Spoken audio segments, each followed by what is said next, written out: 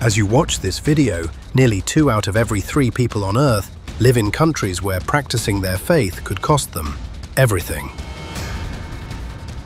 ACN's 2025 Religious Freedom Report findings show that this fundamental right is under greater threat than ever before.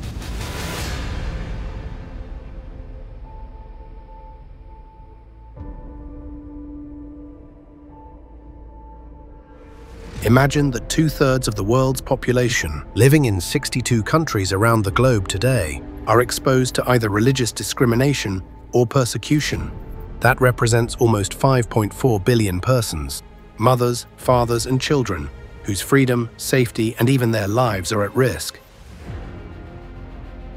Of these, over 4.1 billion people live in 24 countries where the most serious violations of religious freedom are experienced. Classified as persecution, these cases include assault, kidnap, imprisonment, and even death. The ACN Religious Freedom Report identifies 3 main forces driving this global persecution. Authoritarian control, governments that perceive autonomous faith groups as a threat to their power. In North Korea, owning a Bible could result in life imprisonment or execution. China's Skynet program, controlling about 700 million surveillance cameras, monitors all faith groups. Religious extremism. Jihadist groups don't just target other faiths. They eliminate all those who don't share the exact interpretation of their beliefs.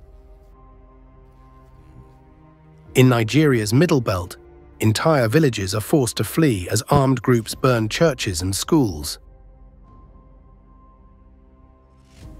Ethno-religious nationalism.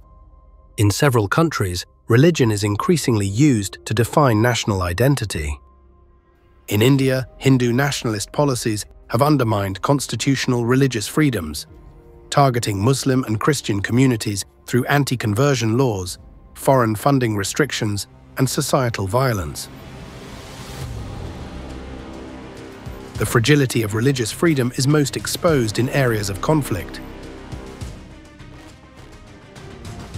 War doesn't just kill people. It kills the spaces where people seek solace, hope, and God. The most heartbreaking religious freedom violations involve those who are vulnerable twice over, particularly young women from religious minorities who face a double threat. In Pakistan, Christian and Hindu girls as young as 10 are kidnapped, forcibly converted to Islam, and married to their abductors. Should a family seek police help, local authorities often turn a blind eye, fearful of inciting mob violence. Innumerable Christian girls in Egypt have fallen victim to religiously motivated kidnapping, rape, forced marriage, and conversion.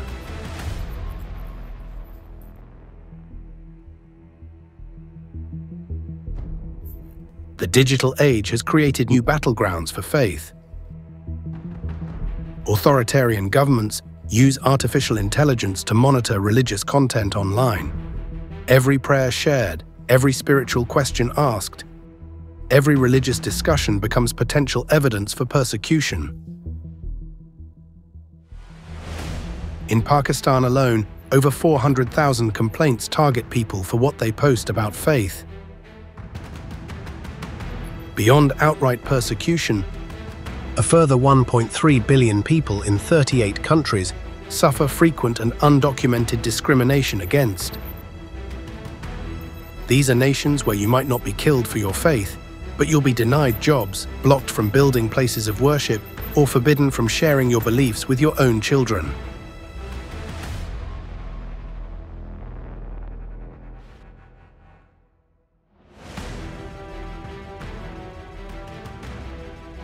Despite these difficulties, hope persists.